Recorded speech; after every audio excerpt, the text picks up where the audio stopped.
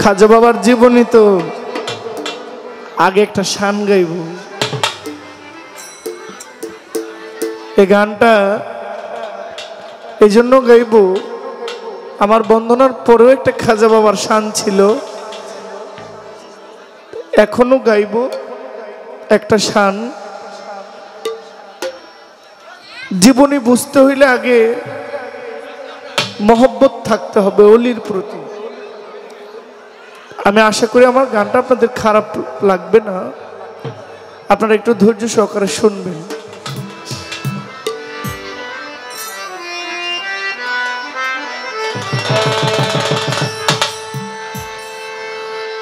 আমার খাজা তোমার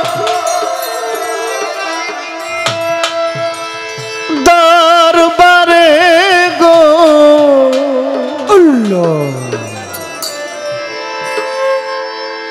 আমার খাজা তোমার দরবারে গো, মুর্শিদ তোমার দরবারে কেউ ফিরে না খালি হাতে, খাজা তোমার দরবারে কেউ ফিরে না খালি হাতে, খাজা তোমার দরবারে। খাজা তোমার দরবারে গো, খাজা দরবারে গো, খাজা তোমার দরবারে গো, মুর্শিদ তোমার দরবারে কেউ ফিরে না খালি হাতে, খাজা তোমার দরবারে কেউ ফিরে না খালি হাতে, খাজা তোমার দরবারে।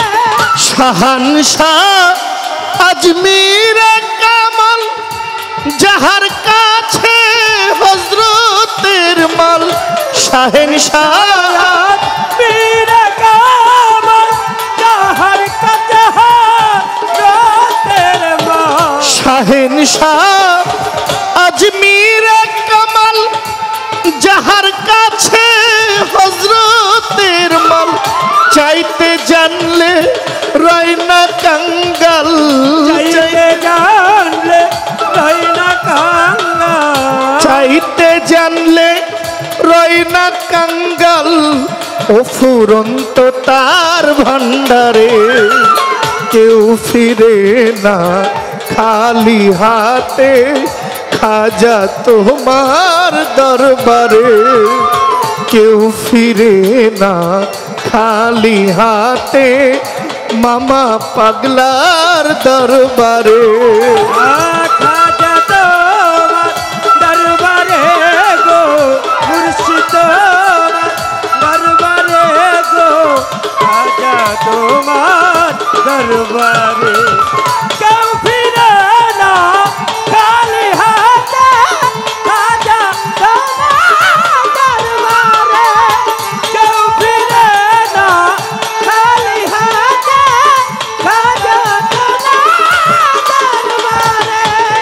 আল্লাহর ধন রাসূলকে দিয়া গেলেন আল্লাহ গায়েব হইয়া, আল্লাহর ধন রাসূলকে দিয়া গেলেন আল্লাহ গায়েব হইয়া, আল্লাহর ধন রাসূলকে দিয়া। এখানে এই কথাটার একটা ইয়ে আছে, এই লাইনটার একটা বদনাম আছে, যে আল্লাহর ধন রাসূলকে দিয়ে গেলেন আল্লাহ গায়েব হইয়া, মানে এই কথাটা নিয়ে সমাজে একটা ভুল মেন্টালিটি আছে, ঠিক না? মানে যুবকরা মনে করে যে আল্লাহর ধন রাসূলকে দিয়ে গেলেন আল্লাহ গায়েব হইয়া, এই কথাটার একটা ভুল বোঝাবুঝি আছে। আমার আল্লাহ ছোট, আমার আল্লাহ সমস্ত সৃষ্টি তৈরি করে, সমস্ত ৮০,০০০ আলম, ১৮,০০০ মাখলুক, আকাশ বাতাস চন্দ্র সূর্য, কেউ ফিরে না খালি হাতে, খাজা তোমার দরবারে। কেউ ফিরে না খালি হাতে, খাজা তোমার দরবারে। তো আমি ক্ষমা চাই, এই ভুলটা আমি একটু সংশোধন করে দিই আমার ক্ষুদ্র জ্ঞানে। হ্যাঁ, আল্লাহ পাক সব সৃষ্টি করে আমার রাসূলকে বলেছেন, হ্যাঁ আমার সব তৈরি হয়েছে, এবার আমি এমন একজনকে পাঠাইলাম যিনি হইল এই তামাম সৃষ্টিকুলের রহমত, যার নাম রহমতুল্লিল। আচ্ছা, আমরা রহমত চাই কার কাছে? আল্লাহর কাছে না? দয়া চাই কার কাছে? আল্লাহর কাছে। কিন্তু রহমতের সমস্ত দায় দায়িত্ব আমার আল্লাহ দিয়েছেন আমার রাসূলকে। কোরআনের আয়াত আল্লাহ বলছেন, ওয়ামা আরসালনাকা ইল্লা রাহমাতুল লিল আলামিন। এটা কি আমার বানানো কথা না কোরআনের কথা? তাহলে আমরা আল্লাহর দরবারে রহমত চাইবো কেন? রহমতের সমস্ত দায় দায়িত্ব আমার রাসূলকে দিয়েছে। আমার রাসূল হইলেন রহমত স্বরূপ, এই পৃথিবীর রহমত। ছোট, আমার পৃথিবীর এই সমস্ত সৃষ্টিকুলের রহমত হইল আমার রাসূল, এই জন্য তার নাম হইলেন রাহমাতুল লিল আলামিন। আমরা আল্লাহর কাছেও রহমত চাই, আল্লাহই তো সমস্ত ক্ষমতার মালিক, কিন্তু আল্লাহ তো কাউকে না কাউকে দায়িত্ব দিচ্ছে। তো যদি নবীকে দায়িত্ব দেন, আমার নবী হইলেন এই কুল মাখলুকের রহমত। পিছনের বাবার আপনারা শুনেন তো? শোনান যায়? ওখানে যায় শব্দ? শুকরিয়া। তো আমার নবী হইলেন সমস্ত সৃষ্টিকুলের রহমত, আর আমার খাজা বাবাকে অনুমতি দিলেন, হে মঈনুদ্দিন, আমার ইসলামকে জিন্দা করার জন্য তোমার মতো বীরের প্রয়োজন। কারণ খাজা বাবার মতো মাদারজাত আউলিয়া যুগে যুগে আসে না, বছরে আসে না, 50 বছরে আসে না, 100 বছরে আসে না, 500 বছরে একজন ওলি হয়।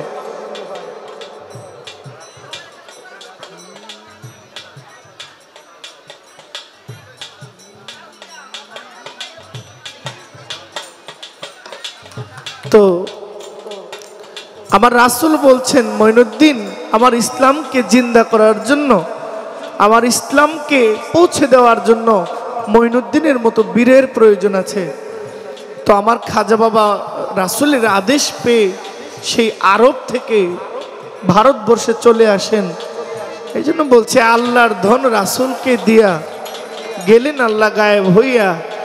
আল্লাহ বলছেন, আমার নবীর নাম যেখানে নাই ওইখানে আমি নিজেই নাই।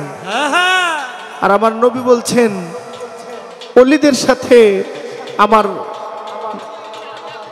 দৈহিক সম্পর্ক, ওলিকে যে মহব্বত করলো সে আমি মোহাম্মদকে মহব্বত করলো, আর আমি মোহাম্মদকে যারা মহব্বত করলো তারা যেন আল্লাহর সাথে সম্পর্ক তৈরি করলো।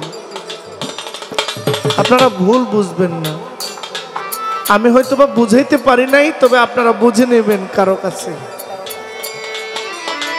আল্লাহর ধন রাসূলকে দিয়া গেলেন আল্লাহ গায়েব হইয়া, রাসূলের ধন খাজায় পাইয়া, রাসূলের ধন খাজায় পাইয়া, রাসূলের ধন খাজায় পাইয়া, বইসে খাজায় আজমিরে, কেউ ফিরে না খালি হাতে, খাজা বাবার দরবারে কেউ ফিরে না খালি হাতে খাজা বাবার দরবারে খাজা বাবা দরবারে গো মুর্শিদ তোমার দরবারে গো খাজা তোমার দরবারে কেউ ফিরে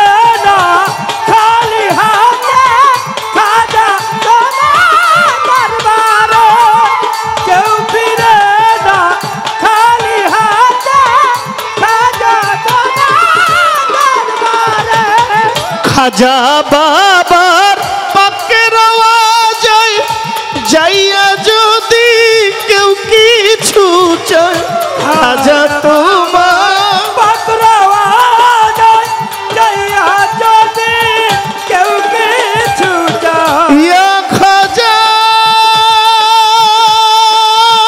বাবা ইয়া খাজা বাবা গো ইয়া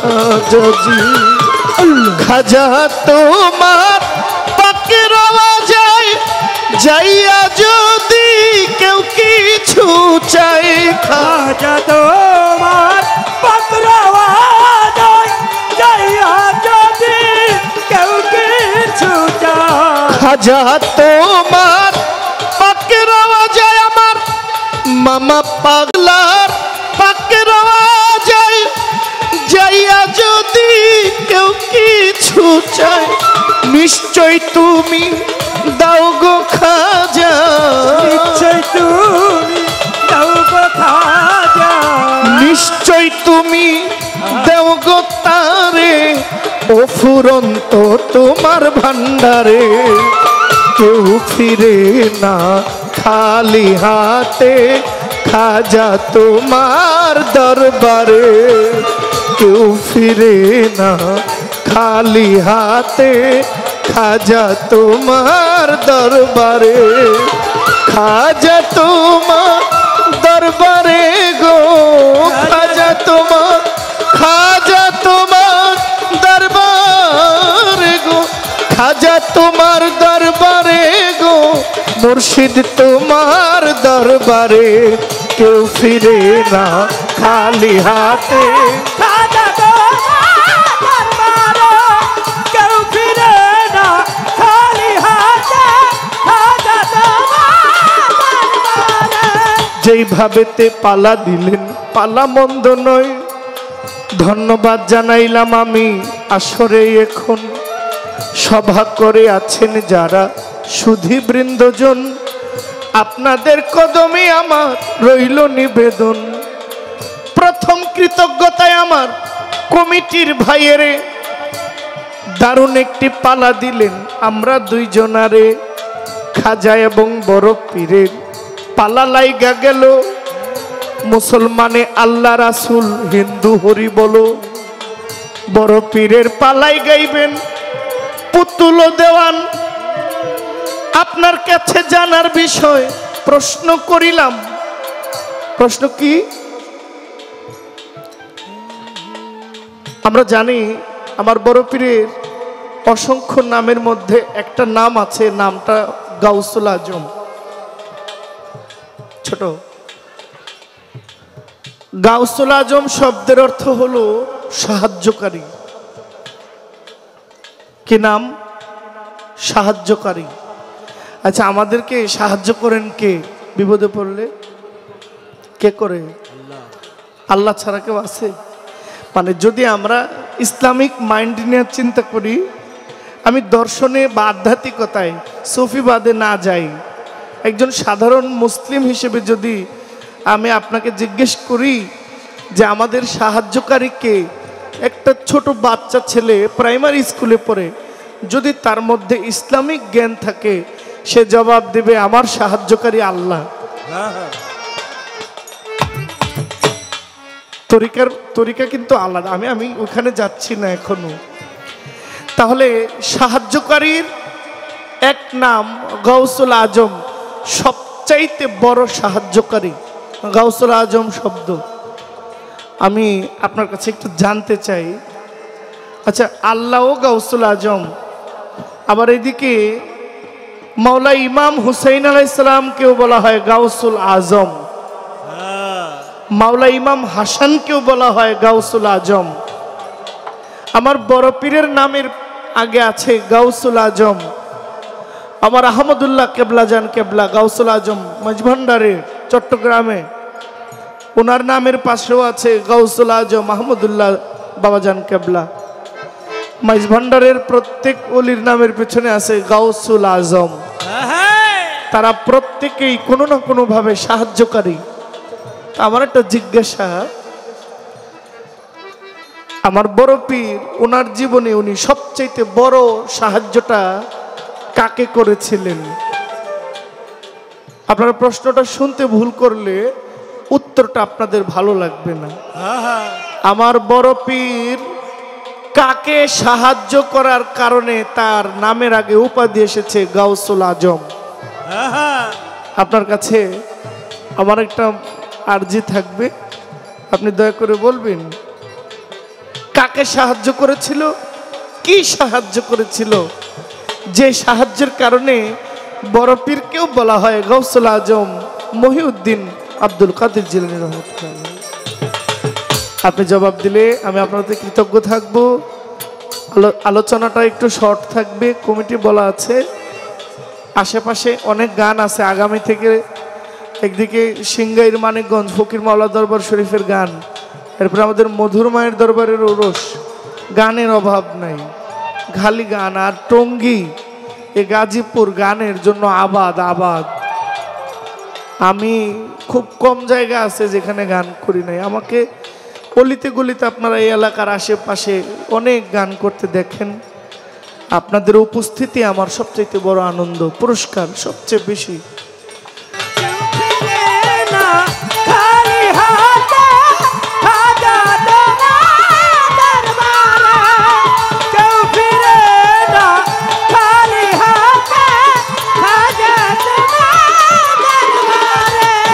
খাজা তোমার দরবারে গো, খাজা তোমার দরবারে গো, খাজা বাবার দরবারে কেউ ফিরে না খালি হাতে।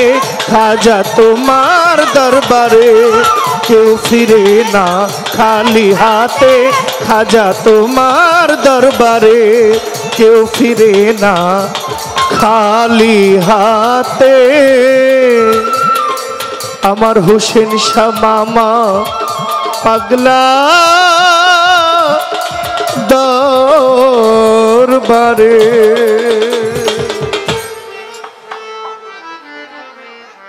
পিরিতি ও পিরিত, পিরিতি পিরিতি পিরিতি পিরিতি দাঁড়াই দাঁড়াই জানে রে যার সনে যার ভাবের পিরিতি। পিরিতি দাঁড়াই দাঁড়াই করেলো যার সনে যার মধুর পিরিতি। পিরিতি দাঁড়াই দাঁড়াই জানে রে যার সনে যার ভাবের পিরিতি। পিরিতি দাঁড়াই দাঁড়াই জানে রে যার সনে যার ভাবের পিরিতি। প্রাণ সখী গো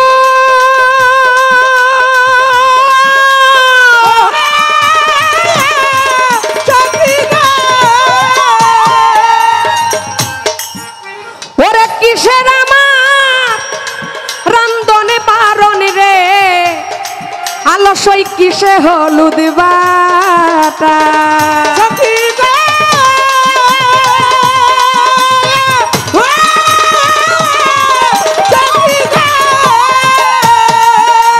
ও মামা পাগলা কিসে পুতুলের রান্ধনে বারণ রে, আলসই কিসে হলুদ বাটা। আখি জলে ছাল চলা দল ভাইসা গেল পাটা রে যার সনে যার মধুর পিরিতি। পিরিতি ও পিরিত, পিরিত ও পিরিত ও পিরিত। পিরিতি দাঁড়াই দাঁড়াই জানে রে যার সনে যার ভাবির পিরিতি। পিরিতি দাঁড়াই দাঁড়াই জানে রে ভক্তের সনে গুরুর পিরিতি।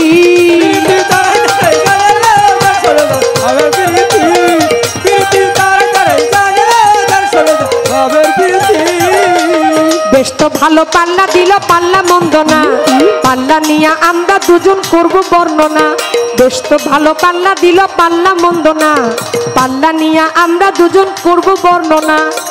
খাজাইয়ার বড় পীর দিয়া দিছে পাল্লা, বসিয়া বসিয়া সবাই করবে আল্লাহ আল্লাহ। খাজাইয়ার বড় পীর লাইগা গেছে পাল্লা, ওরা দিয়া দিল পাল্লা। হিন্দুরা বলো হরি, মুসলমানে আল্লাহ। এইভাবে আপনারা থাকিলে নীরব, নীরব থাকলে মনের কথা বলা হবে সব। আর যদি বাউল গানে কথাবার্তা হয়, ওরাই ওঠা বসা হয়। কথাবার্তা বললে কি আর গানে মজা রয়। যাক যাক আর বেশি বইলা কোনো কার্য নাই। পালা নিয়ে সামনের দিকে আমি যাইতে চাই। আমার কাছে প্রশ্ন করে প্রশ্ন ভুলি নাই। ধীরে ধীরে তাহার কথার জবাব দিতে চাই। আমার কাছে কথা বলে কথা ভুলি নাই, ওরে কথা ভুলি নাই। ধীরে ধীরে তাহার কথার জবাব দিতে চাই। আমি আস্তে ধীরে বলবো কথা রাখিয়া পিরিতি রে যার সরে যায় ভাবে পিরিতি পিরিতি তারে তারে যাবে রে যার সরে যায় ভাবে পিরিতি পিরিতি তারে তারে যাবে রে যার সরে যায় ভাবে পিরিতি। এদিক থেকে আমার একজন মা জননী, ও মা জননী, মা আমাকে 500 টাকা দিল।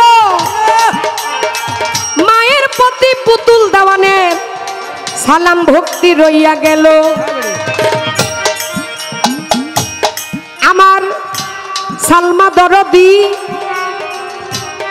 এই গানের মাঝে আমাকে তিনিও অনেকগুলো টাকা দিয়া দিছে।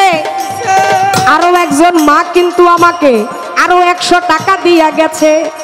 মা বোনেরাই আছেন যারা সালাম দিলাম দিয়া, গান কমিটি ভাই আছেন যারা সালাম গেলাম দিয়া। যেইভাবেতে প্রশ্ন করে আমি কথা ভুলি নাই। এইবার আমি পাগলার কথার জবাব দিতে চাই। বড় পীরের নামের আগে গাউসুল আজম শব্দ পাওয়া যায়। গাউসুল আজম শব্দ কিভাবে পেল বড় পীর? প্রশ্ন আমায় জিগায়। শুধু বড় পীরের আগে নয়, ইমাম হাসান, ইমাম হোসাইন তাদের নামের আগেও পাওয়া যায়। আমার ভান্ডার শরীফের আমার গাউসুল আজম আহমদুল্লাহ মাঝ ভান্ডারী সেই বাবা জানের নামেও এই কথাটি পাওয়া যায়।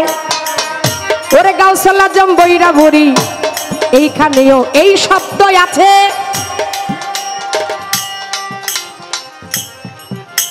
খাদ যারা প্রকৃত আওলাদে বংশ তাদের নামের আগে গাউসুল আজম শব্দটি ব্যবহার করা যায়। একটা দিক খুঁজলে হয় না, সব দিকে খুঁজতে হয়। বাবা মাগো মা তোর চরণে ভক্তি মাগো বর্ষু মা। মা ছোট মানুষ অনেক আনন্দ করতেছে। মানে এই যে 2-3 জন আছে এরা আমার রনি ভাইদের মনে হয় কিছু হবে, খুব আনন্দ করতেছে। আমার অনেক ভালো লাগতেছে। তোমরা আনন্দ করো, তবে আমাদেরকে একটু ডিস্টার্ব কম করিও। হ্যাঁ, ডিস্টার্ব নষ্ট করবা না বাবা। প্রশ্ন, বড় পীরের নামের আগে যেই গাউসুল আজম যে শব্দটা আছে, গাউসুল আজম শব্দর অর্থ হচ্ছে সাহায্যকারী। তিনি বললেন আমরা সাহায্য চাই কার কাছে? সাহায্য চাই আল্লাহর কাছে। দেখেন, শুধু আল্লাহর কাছে কিন্তু সাহায্য চাই না, আল্লাহর বংশধর যারা, আল্লাহর মনোনীত নবীর বংশধর, সরি আল্লাহর বংশধর নয়, নবীর বংশধর, আল্লাহর মনোনীত ব্যক্তি যারা, তাদের কাছেও আপনি সাহায্য চাইতে পারবেন। তবে সাহায্য চাওয়ার মতো চাইতে হবে। আমরা চাইতে জানি না, আমাদের চাওয়ার ভিতরে ভুল থাকে, যার কারণে আমরা পাই না। যদি খাস নিয়তে কেউ যদি ওলি আল্লাহর কাছে যদি চায়, সে কখনো খালি হাতে ফিরে না। এখন সাহায্য চাই আল্লাহর কাছে। হ্যাঁ, সাহায্য চাওয়ার মালিক তো প্রথমে আল্লাহ। আর আল্লাহ বলছে আমার পরে আমার মনোনীত ব্যক্তি যারা, তারা হচ্ছে ওলি আল্লাহ আর রসুলের বংশধর, অর্থাৎ পাকে পাঞ্জাতনকে অনুসরণ করে যে আহলে বায়াত বর্তমানে বেলায়তি যুগের যে ওলি আল্লাহ আছে, আপনি তাদের কাছেও সাহায্য চাইতে পারেন। এখন বড় পীর তার জীবনে তিনি এমন সাহায্য কাকে করেছিল যার কারণে বড় পীরের নামের আগে গাউসুল আজম এই টাইটেলটা চলে আসছে। কি সাহায্যটা আমার বড় পীর করেছিল যার কারণেই এই গাউসুল আজম। দেখেন গাউসুল আজম শব্দটা আমরা অর্থ পেয়েছি কি সাহায্যকারী। গাউসুল আজম শব্দ কিন্তু মোটামুটি অনেকগুলাই খুঁজলে পাওয়া যায়, শুধু একটা শব্দই না। কিন্তু আপনার কথা যেখানে ওইখানে আমি জবাব দেব, কারণ কথা বেশি বাড়ানোর দরকার নাই। একদিন আমার বড় পীর রাস্তা দিয়া হাঁটে, দেখে একজন কুষ্ঠরোগী মাটির ভিতরে পড়ে থাকে। আমার বড় পীর ওই কুষ্ঠরোগীকে দেখে কুষ্ঠরোগীর সামনে চলে গেল। কুষ্ঠরোগীর সামনে গিয়ে বড় পীর কুষ্ঠরোগীর উপরে বড় পীরের হাতখানি রাখিল। কি করলো ছোট বাজান? বড় পীর রাস্তা দিয়ে যায়, দেখে একটা কুষ্ঠরোগী। কুষ্ঠরোগী চিনেন না আপনারা? এখন বর্তমানে সে রোগ হয় না, কিন্তু এক সময় এই রোগটা হইতো। মোটামুটি এখন আর ওই ধরনের রোগ হয় না। কুষ্ঠরোগী এমন যে বসন্তের দাগের মতো শরীরের ভিতরে হয়ে যাইতো, তাকে দেখলেই বোঝা যাইতো। কিন্তু এখন বর্তমানে আল্লাহ মাফ করুক সেই রোগটা আমাদের নাই। এখন ওই কুষ্ঠরোগীর উপরে আমার বড় পীর তার হাতটি রাইখা দিল। হাত রাখার সাথে সাথে কুষ্ঠরোগী ওই নিচে মাটি থেকে কুষ্ঠরোগী একেবারে দাঁড়িয়ে গেল। কুষ্ঠরোগী ছিল মাটিতে পড়া। বড় পীর যখন হাত দিল, বিসমিল্লাহ বলে যখন বড় পীর যখন হাতটি রাখে, রাখার সাথে সাথে কুষ্ঠরোগীর কুষ্ঠরোগ শরীর থেকে দূর হয়ে গেল। আর ওই কুষ্ঠরোগী একেবারে 16 বছরের একটা যুবক হয়ে সে দাঁড়িয়ে গেল। দাঁড়িয়ে সে আমার বড় পীরকে সালাম দিল, আসসালামু আলাইকুম। হে বড় পীর আব্দুল কাদের জিলানী, আমি ধন্য। হে বড় পীর, আমার ভিতরে ছিল কুষ্ঠরোগে ভরা। জানেন বড় পীর, আমার দিনের নবী বিদায় নেওয়ার পরে এই ইসলামের ভিতরে কুষ্ঠরোগে ভরে গিয়েছিল। আমি কি জানেন? আমি হচ্ছি দ্বীন ইসলাম। আপনার হাতের পরশ পেয়ে যে ইসলাম এতদিন চাপা পড়ে গিয়েছিল, কুষ্ঠরোগে ভরা পড়েছিল, যে ইসলাম এতদিন অন্যায় অত্যাচারে ব্যভিচারে বিলুপ্তর পথে গিয়েছে, সেই ইসলাম আজ আপনার হাতের পরশ পেয়ে সেটা পূর্ণ জীবন পেয়েছে। হে বড় পীর, আপনি আল্লাহ নবীর ইসলামকে সত্য পথে আপনি জাগিত করেছেন। আপনি আমার নবীর ইসলামকে আপনি সাহায্য করেছেন, যার কারণে আজ থেকে আপনার নাম হয়ে গেল গাউসুল আজম। দেখেন, আপনি বলছেন বড় পীর এমন কি সাহায্য করেছিল, যেই সাহায্য একবার করেছিল। হ্যাঁ, বড় পীর অনেক সাহায্য করছে, কিন্তু এটার চাইতে বড় সাহায্য আর কিছু হইতে পারে না। যেই সাহায্য নাকি আমার আল্লাহ এবং নবীর যে সত্যপথ, যে ইসলাম তিনি আমার পুনরায় জাগৃত করেছেন, মানুষকে হেদায়েতের পথে আনার জন্য ইসলামকে ফুটিয়েছেন, এর চাইতে বড় সাহায্য আর বড় পীরের কিছু হইতে পারে না। তাই এইখানেতে আপনার কথা জহির পাগলাই আমি ছোট করে দিলাম শেষ করিয়া। এইবার আমি আপনার কাছে একটা প্রশ্ন করতে চাই, শুনে নিবেন ভাবুকের ঘোষাই রে, ভাবুকের ঘোষাই রে, ভাবুকের ঘোষাই রে, ভাবুকের ঘোষাই রে, ভাবুকের ঘোষাই। গত রমজানে 2023 সাল, সবাই শুনবেন মনোযোগ দিয়ে। মালিক আমাকে দয়া করছে, আমার খাজা বাবা নেক নজর ছিল, যার কারণে আমি খাজা বাবার দরবারে যাওয়ার সৌভাগ্য আমার হয়েছে। আমি মালিকের দরবারে এটার শুকরিয়া আমি কিভাবে আদায় করব সেটা আমি পুতুল দেওয়ানের ভাষা এখনো হয় নাই। আমি সেই শুকরিয়া জানানোর মতো ভাষা খুঁজে পাই না। এতদিন খাজা বাবা বড় পীরের পালা আমি জহির পাগলার সাথে গাইছি, কিন্তু এই একটা বছরের ভিতরে আজকে যাইয়া জহির পাগলার সাথে আমি বড় পীরের জীবনী পাইছি। আর আজকে জহির পাগলা ভাই খাজা বাবার জীবনী পাইছে। আমি আশাই ছিলাম কবে জহির ভাই খাজা বাবার জীবনী পাইব আর আমি বড় পীরের জীবনী পাবো। বলতে পারেন কেন? কারণ কিছু কথা আছে যেটা খাজা বাবার জীবনী না নিলে আমি জহির পাগলাকে জিজ্ঞাসা করতে পারবো না। কিছু কিছু বিষয় আছে, যেমন বড় পীরের সাবজেক্ট নিলে বড় পীরের কথা বলতে হয়, খাজা বাবার সাবজেক্ট নিলে খাজা বাবার কথা বলতে হয়। এই জন্য আমার খাজা বাবার দরবারেতে গিয়ে আমি প্র্যাকটিক্যাল যা কিছু চোখে দেখেছি ওইখান থেকে নগদ একটি প্রশ্ন আজকে আমি পুতুল আপনাই করতে চাচ্ছি।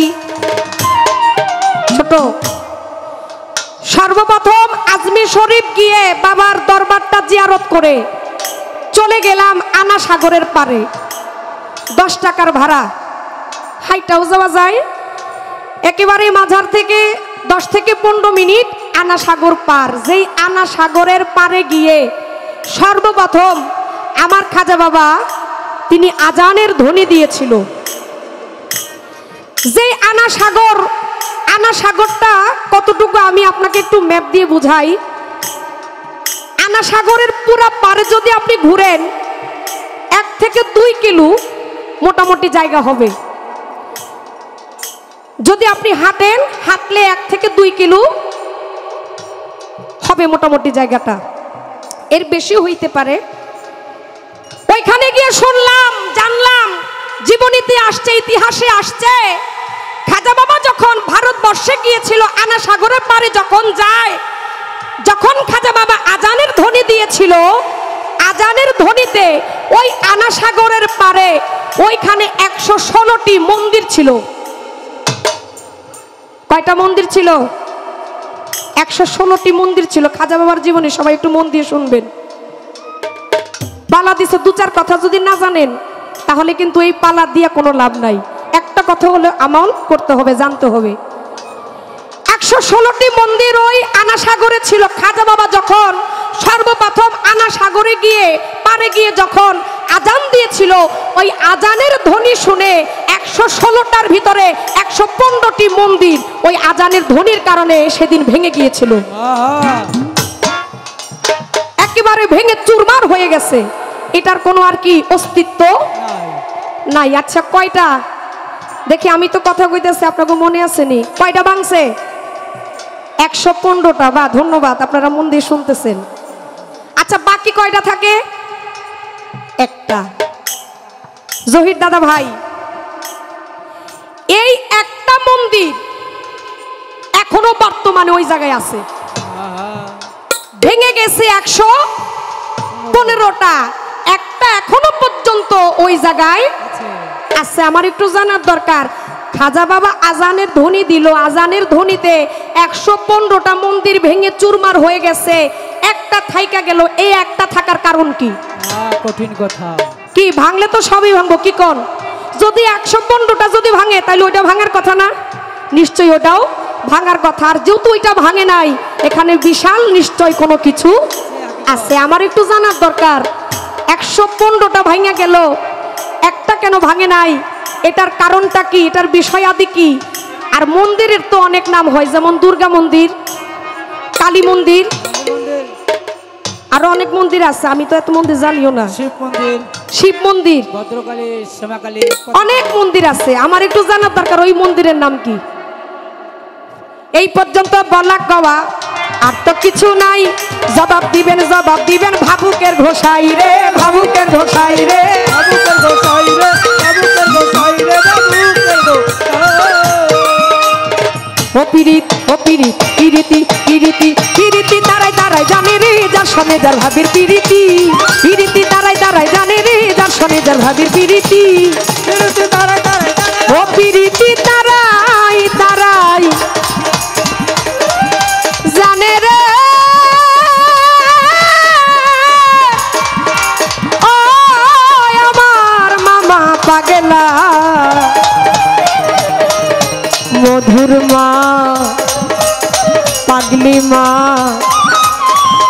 ওমর আলী শাহ ভক্তের সনে এই মধুর প্রীতি আমার বড় পীরের সনে মধুর প্রীতি। তো আপনারা ঠিক আছেন তো? আসি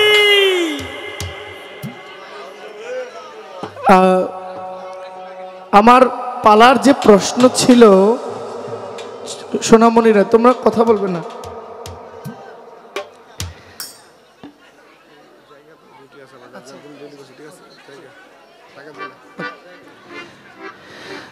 আমার যে প্রশ্ন ছিল জবাব করে আমাকে বললেন যে জহির পাগলা সাহেব, আপনাকে পালা দিল খাজার জীবনী, আপনি শান গাইলেন, পালা নিলেন, নেয়া আপনি পাবলিককে ঠকাইলেন।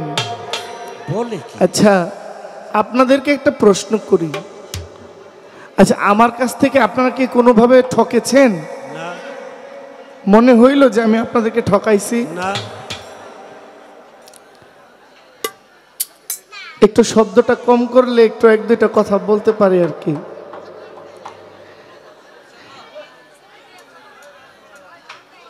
না, মায়েদেরকে এই যে কোমলমতি মায়েরা গান শুনতে আসছেন, বলেন, কথা বলেন, তবে একটু।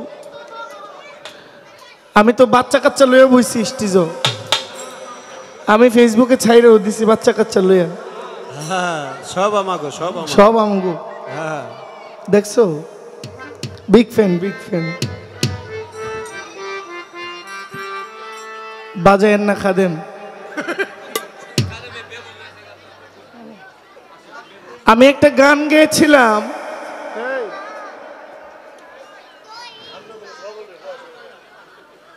আমার খাজা বাবার দরবারে গো বড় খাজা তোমার দরবারে কেউ ফিরে না খালি হাতে, খাজা তোমার দরবারে। এটা গাওয়ার আগে ইস টুনটুনি তুমি কথা কইও না, আমি বলেছিলাম যে বাবা আমি একটা শান গাই, কয় আপনি পালা দিল জীবনে আপনি গাইলেন শান। আমি কিন্তু শানটা কেন গাইলাম, আমার এই শানের মধ্যে আপনি জীবনী খুঁজে পান নাই কেন? হ্যাঁ আপনি তো খুঁজলে পাইতেন। পাইতেন। তবে আমি জহির পাগলার সাথে আপনি অনেক খাজা বাবা বড় পীরের পালা গাইলেন, আমি এইটা কেন গাইলাম, এটা আমার মস্ত বড় অন্যায় হয়ে গেছে।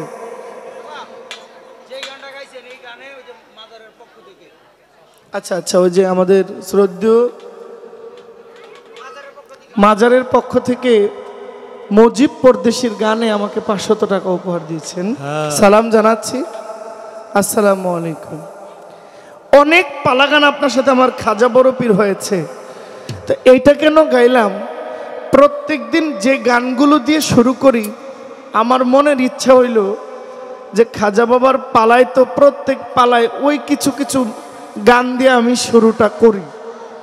আজকে যেহেতু পালাটা খাজা বড় পীর, যে গানগুলো গাওয়া হয় না আমি একটু নাইরা চেরা গানগুলো গাওয়ার চেষ্টা করলাম, যে যেহেতু মিডিয়া আছে। ইস এটা একটু বেশি হইল না বাবা, এটা তো ঠিক না। এই বাবা, এই ছোট মামা, এই যে তুমি বসো, একটু আস্তে। কি বলবো আসলে, আমার তো কোনো বলার নাই, বাচ্চা মানুষ তো, এরা বুঝে না। আমি ভাবলাম যে আমি যেহেতু পালায় ওই এক নাগারিয়া গানগুলো প্রায় গাই, আজকে একটু নতুন করে গাই, এই চিন্তায় আমি গাইলাম। তবে গাওয়ার পরে আমার একটা অভিজ্ঞতা হয়েছে, পুতুল দেওয়ান যে কথা জানে এটা বুঝাইছে, মানে পুতুল দেওয়ান যে ধরতে জানে এটা পুতুল দেওয়ান আমাকে।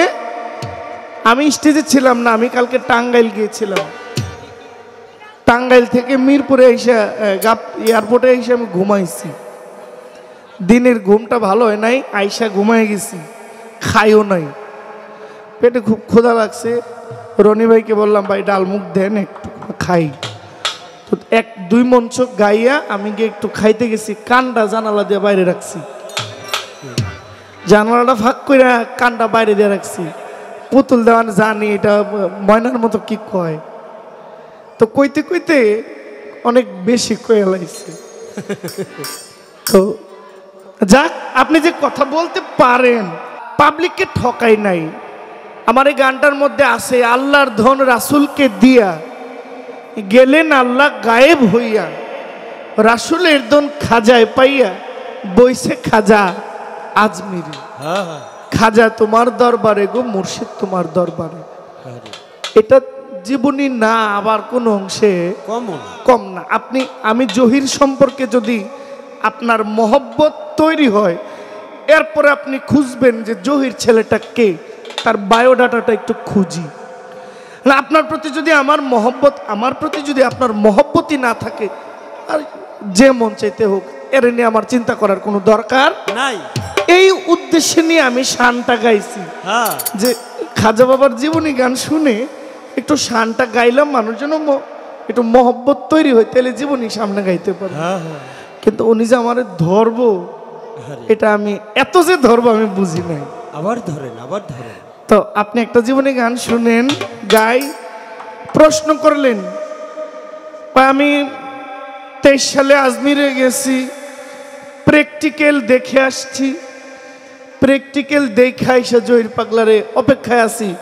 খাজা বড় পীর পালায়, কবে জহির পাগলায় খাজা বাবার পালাটা পাইব, আর আমি তারে জিজ্ঞেস করব, আরে শোনা, আমি খাজা বাবার পালা পাইছি দেখে যে আমি খাজা বাবার সব জানি, এটা আপনার একাটাই কইছে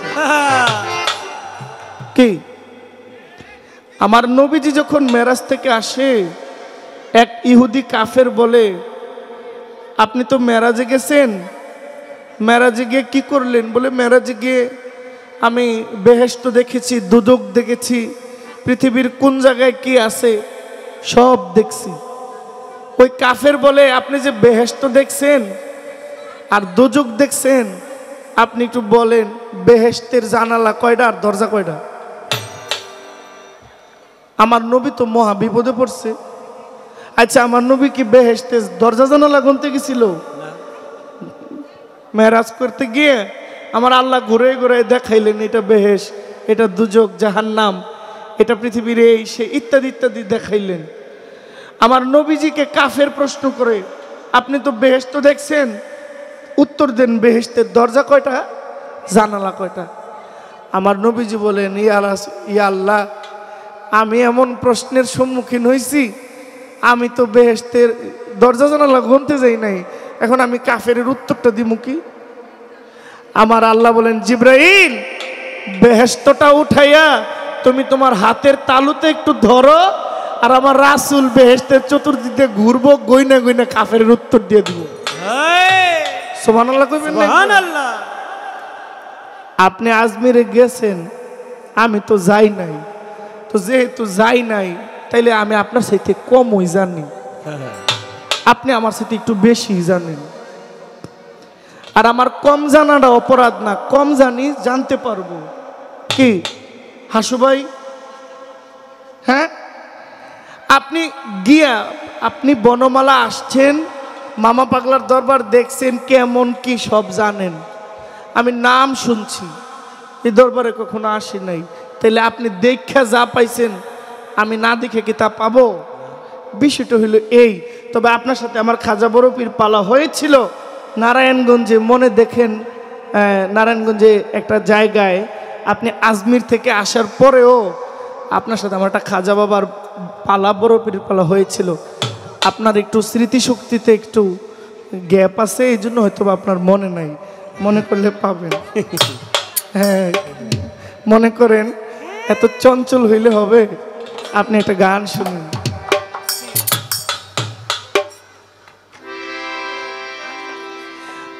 ওরে জঙ্গলারি রাস্তা দিয়া, জঙ্গলারি রাস্তা দিয়া হিন্দুস্তানে যাইতে, খাজারে খাজারে পীরেরে ধইরা বইছে ডাকাইতে ডাকাইতে, খাজারে ধইরা বইছে ডাকাইতে। জঙ্গলা জঙ্গলারি রাস্তা দিয়া জঙ্গলারি রাস্তা দিয়া জঙ্গলারি রাস্তা দিয়া খাজা বাবাই যাইতে খাজারে ফিরে রে খাজারে ধইরা বইছে ডাকাইতে ডাকাইতে খাজারে ধইরা বইছে ডাকাইতে ওরে জঙ্গলারি রাস্তা দিয়া জঙ্গলারি রাস্তা দিয়া খাজা বাবা যাইতে খাজারে দইরা বইছে ডাকাইতে ডাকাইতে খাজারে দইরা বইছে ডাকাইতে ডাকাইতের দল করতে ডাকাতি ওই রাস্তা দিয়া যাইতেছিল আনন্দে মাতি গোতারাই আনন্দে মাতি গোতারাই আনন্দে মাতি গোতারাই আনন্দে মাতি ডাকাইতের দল করতে ডাকাতি ওই রাস্তা দিয়া যাইতেছিল আনন্দে মাতি গোতারাই আনন্দে মাতি তাদের হাতে ছিল মরণ ঘাটি হাতে ছিল মরণ ঘাটি তরবারি হাতে গো খাজারে খাজারে খাজারে ধইরা বইছে ডাকাইতে ডাকাইতে পীরে রে ধইরা বইছে ওরে জঙ্গলারি রাস্তা দিয়া জঙ্গলারি রাস্তা দিয়া খাজা বাবাই যাইতে খাজারে দইরা বইছে ডাকাইতে ডাকাইতে খাজারে দইরা বইছে ডাকাইতে আমার খাজা বাবা চক্ষু ঘুরাইয়া ওরে একটুখানি দৃষ্টি করে বিজলি চমকাইয়া খাজা বিজলি চমকাইয়া খাজা বিজলি চমকাইয়া খাজা বিজলি চমকাইয়া আমার খাজা বাবা চক্ষু ঘুরাইয়া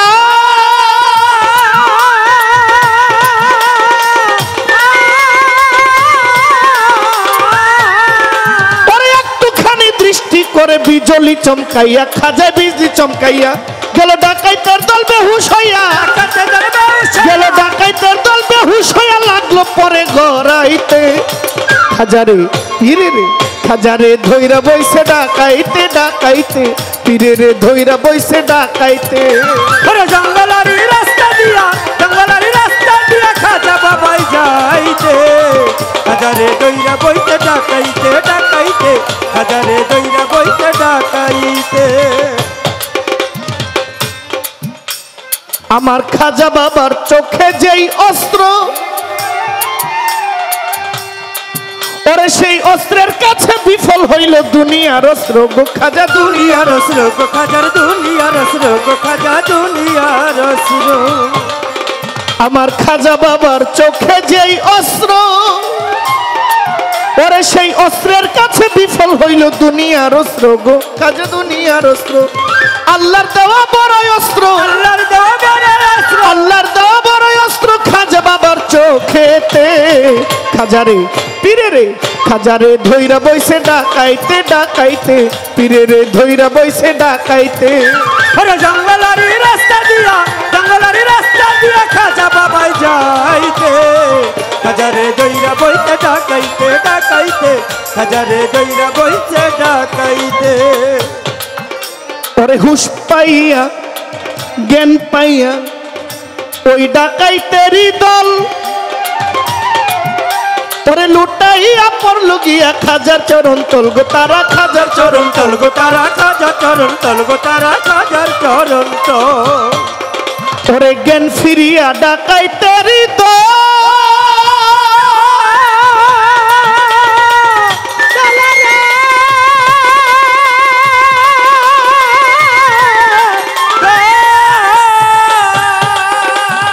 লুটাইয়া পড়ল গিয়া খাজার চরণ তল গো তারা খাজার চরণ তল ডাকাতি ভুলিয়া তারা ডাকাতি ভুলিয়া তারা ডাকাতি ভুলিয়া তারাই আসিল ইসলামেতে ও খাজারে পীরে রে খাজারে ধইরা বইছে ডাকাইতে ডাকাইতে পীরে রে ধইরা বইছে ডাকাইতে ওরে জঙ্গলারি রাস্তা দিয়া জঙ্গলারি রাস্তা দিয়া খাজা বাবাই যাইতে খাজারে দইরা বইতে ডাকাইতে ডাকাইতে খাজারে দইরা বইতে ডাকাইতে আমার খাজা বাবা যেই ধনের ধনী ধনী মামা পাগলা হুসেন শাহ ওই ধনে বানাইয়া দিল জন্মের ধনী গোতারে জনমের ধনী গোতারে জনমের ধনী গোতার জনমের ধনী আমার খাজা বাবা আমার খাজা বাবা, আমার খাজা বাবা যেই ধনের ধনী, ওই ধনে বানাইয়া দিলে জনমের ধনী গো তারে জনমের ধনী। খাজার মানে হইল মানি, খাজার মানে হইল মানি, ইয়া খাজাজি, খাজাজি, খাজাজি, খাজাজি আমার খাজাজি, খাজাজি আমার। খাজার মানে হইল মানি, খাজার মানে হইল মানি, খাজার মানে হইল মানি কয়া বুলের গীতে গো। রে ধৈরা বইছে ডাকাইতে ডাকাইতে, রে ধৈরা বইছে ডাকাইতে। একদিন জঙ্গলারি রাস্তা দিয়া, জঙ্গলারি রাস্তা দিয়া, জঙ্গলারি রাস্তা দিয়া হিন্দুস্তানে যাইতে আবার খাজারে ধৈরা বইছে ডাকাইতে ডাকাইতে, খাজারে ধৈরা বইছে ডাকাইতে ডাকাইতে, খাজারে ধৈরা বইছে ডাকাইতে ডাকাইতে, খাজারে ধৈরা বইছে ডাকাইতে। যেইভাবে তে পালা দিল, এইবার প্রশ্নের জবাব এলো। আমার কাছে প্রশ্ন করলো, খুলো খুলো দলিল খুলো, বলো বলো জহির পাগলা, জবাবটা তুমি দিবা একলা আমার খাদে মাসে বইয়া। প্রশ্নটা গেছে লেখিয়া, এইবার কথার মর্ম ধরি, শুনেন শুনেন প্রেম ভরি। আমার কাছে প্রশ্ন করে বলেন বলেন আমার ধারে, আমার খাজা বাবার জীবনী লইয়া আমায় গেছে প্রশ্ন দিয়া। মন্দির ছিল 116টা, ভাঙ্গে গেছে 115টা, একটা কেন বাকি রইল? জহির পাগলাই খুলে বলো, ওইটা কেন ভাঙলো না ভাই? তোমার কাছে জানিতে চাই। আচ্ছা, এই যে কইলেন প্রশ্ন জবাব দিব, বললেন আমার খাজা বাবা ভারতবর্ষে যে আজমিরে আসছেন, ওই 3 কিলোমিটার বিশিষ্ট আনাসাগরের কাছে 116টা মন্দির ছিল, 115টা ভেঙে গেছে, একটা আছে, কেন রইল? আচ্ছা, এখানে হিন্দুবাদী কোনো লোক আসেননি? সনাতন ধর্মের কেউ আছে? আচ্ছা শুনেন, আমার সাথে 2 জন, ওনার সাথেও আছে একজন। বাবা শাহজালালের আজানের ধ্বনিতে, মানে শাহজালালের অনুমতি নিয়ে সিলেটের প্রথম মুসলমান হইল বুরহানুদ্দিন, শেখ বুরহানুদ্দিন রহমতুল্লাহ আলাইহি। বুরহানুদ্দিন যখন আজান দেয়, বুরহানুদ্দিন রহমতুল্লাহ আলাইহি যখন আজান দেয়, সিলেটের তৎকালীন সময়ে সাম্রাজ্যের মালিক ছিলেন গৌর গোবিন্দ রাজা। তো আজান দেয়, আজানের এক এক ধ্বনিতে গৌর গোবিন্দ রাজার প্রাসাদ ভাঙ্গা ভাঙ্গা পড়ছে। আচ্ছা, এখন ভারতে গেলে, আপনার আজমির শরীফে গেলে দেখবেন হিন্দু, মুসলমান, বৌদ্ধ, খ্রিস্টান কোনো বাস বিচার নাই, সবাই খাজা বাবাকে গ্রহণ করেছে, খাজা বাবার কাছে তারা আত্মসমর্পণ করেছে, খাজা বাবার কাছে তারা আত্মসমর্পণ করে নিজের ধর্ম কেউ পরিবর্তন করেছে, কেউ পরিবর্তন না কইরা কিন্তু তার ধর্মে থাইকা সে ঠিকই খাজা বাবাকে মূল্যায়ন করতেছে।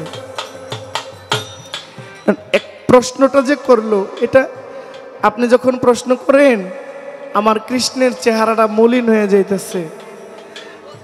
তো আমি ইঙ্গিতে বুঝলাম যে প্রশ্নটায় যারা সনাতন ধর্মের আছে তাদের গায়ে একটু লাগতেছে। কেন লাগতেছে?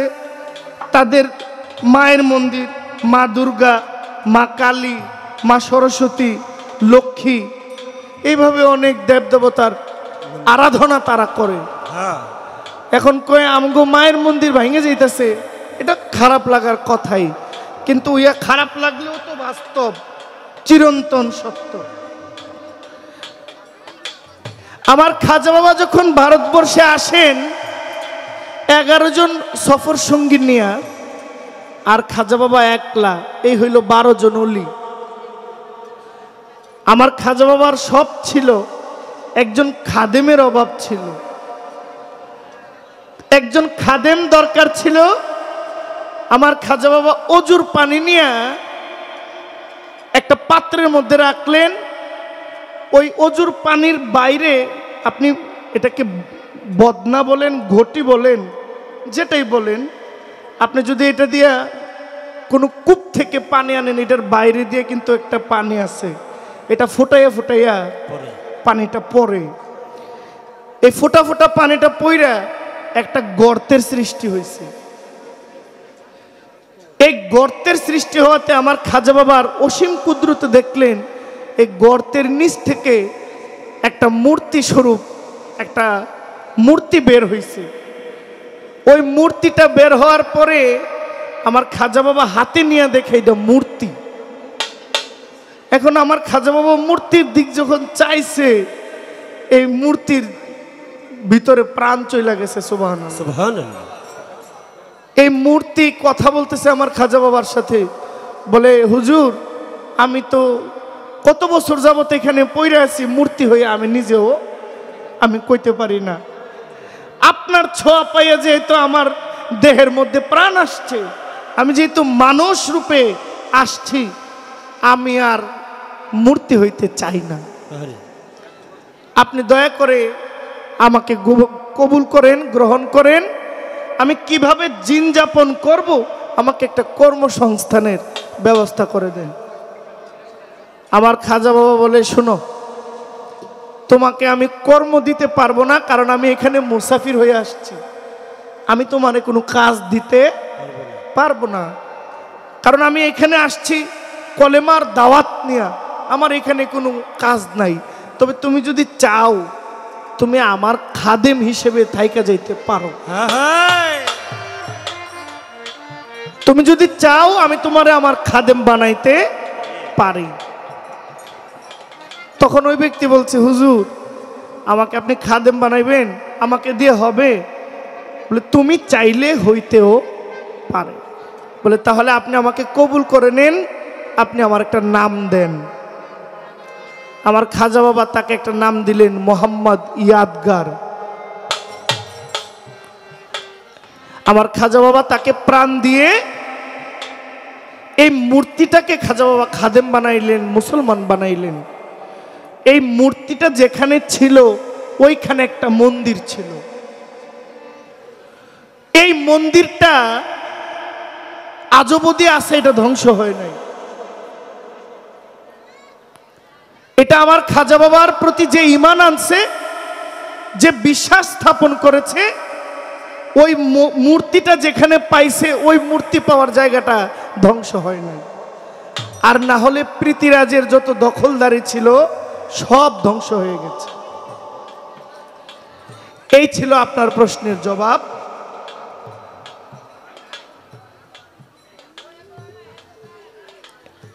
একটি গান গাইলেন, বড় পীর বড় পীর আমি এক মুসাফির, দরবারে হাজির হয়েছি। আপনার কাছে আমার একটা প্রশ্ন থাকবে ছোট্ট করে, আপনি দয়া করে বলবেন, আমার গাউসুল আজম হযরত বড় পীর আব্দুল কাদের জিলানী, উনি এক জায়গা দিয়ে হাইটা যায়, পাশেই দেখে একটা মজলিসে আরেকজন বুজুর্গান বৈশা বয়ান দিচ্ছে, ধর্মের আলোচনা করছে। আমার বড় পীরকে যখন একটু দেখলেন, ওই ব্যক্তির মনে একটু হিংসা ঢুকলো। বড় পীরকে দেখা ওই ব্যক্তি তার নিজের বয়ান বাদ দিয়া বলছেন, আমার চাইতে বুজুর্গ ব্যক্তি এই অত্র এলাকায় আর নাই। আমার বড় পীর বলে, সে আগে অন্য কথা কইতেছিল, তা আমার দেখা সে তার নিজের কথা বাদ দিয়া আমাকে ছোট করার জন্য এই কথাটা বললো যে তার চেয়ে বুজুর্গ ব্যক্তি নাই। হঠাৎ করে তার মধ্যে যে কামিলিয়াত ছিল, তার যে বুদ্ধি জ্ঞান ছিল, সব হারাই ফেলছে। এখন সে একটা শূন্য, একটা ফ্লাশ মারলে যেমন, রিসেট মারলে যেমন শেষ, এটা পরিষ্কার। সে বলে আমার মধ্যে তো আর কোনো জ্ঞান নাই, আমি তো কোনো কথা আর মনে নাই, কিছুই মনে নাই। সে বুঝতে পারছে যে এই কথাটা বলা তার বেয়াদবি হয়েছে। সে দিশ টিস না পাইয়া বড় পীরের কাছে গিয়া কয়, হুজুর আমার ভুল হয়ে গেছে। কয় কি হয়েছে? কয় আমি আপনারে দেখা ক্রিটিসাইজ করছি, আমি বলছি আমার চেয়ে বুজুর্গ এই এলাকায় আর নাই, আমি এখন মনে হইতেছে যে এই কথাটা বলা আমার অন্যায় হয়েছে। এই কথা বলার পরে আমার মধ্যে যে কর্মজ্ঞান ছিল, আমার কোনো কিছু অস্তিত্ব নাই, আমি শূন্য হয়ে গেছি, আমার কামিলিয়াত চলে গেছে। হুজুর আমি আপনার কাছে ক্ষমা চাই। আমার প্রশ্ন, এই ব্যক্তিটা কে? এই ব্যক্তিটার পরিচয় কি? যে খাজা বাবাকে, বড় পীরকে চ্যালেঞ্জ করে বলেছিল যে আমার চেয়ে বুজুর্গ আর কেউ নাই। এরপরে আমার বড় পীর তাকে একটা নসিহত দিলেন, যে নসিহত করার কারণে কর্ম দিলেন, যে কর্ম করার কারণে সেই ব্যক্তি পুনরায় তার কামিলিয়াত ফেরত পায়। আপনি দয়া করে বলবেন ওই নসিহতটা কি আর ওই ব্যক্তিটা কি? এটা আপনার কাছে আমার একটা প্রশ্ন।